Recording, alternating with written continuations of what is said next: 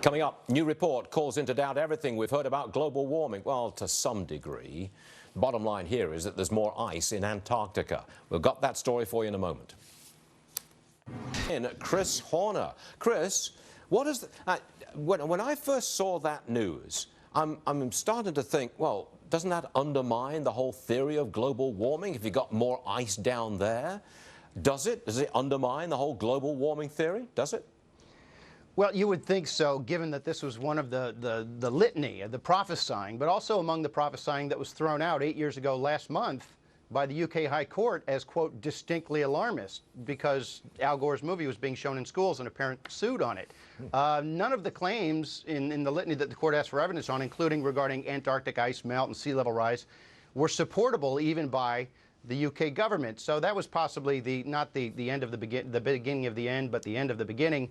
We still see this. As early as this year, we saw a Antarctic ice melt worse than expected story, and then we see observations saying, all right, that's wrong, but we still see the collapse inevitable and sea level rise. So whatever happens, look, remember when snow was in the history books only and our children wouldn't know what it was, and then snow returned with a vengeance, and they said, well, you see, they're both proof of global warming. So not in this world where it's a non-falsifiable hypothesis. No, it doesn't falsify it.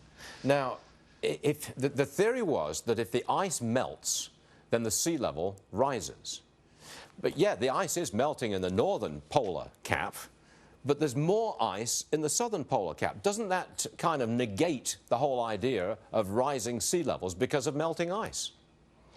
I think the principal argument against the dramatic sea level rise claims is the observation of sea level rise, which people need to remember. Sea levels rise 8 inches per century between glaciations. Glaciations are really bad. When you go into little ice ages, the Europeans start burning witches because the crops failed and it's cold, and we know the witch next door did it. Cold kills.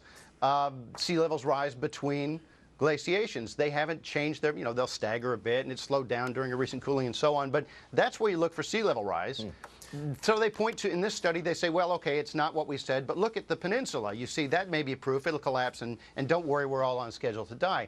Right. It wasn't a West Antarctic Peninsula theory. It's a global theory, and all of their prophesying has failed to match observations. Chris, hold on a second, and thank you very much for joining us.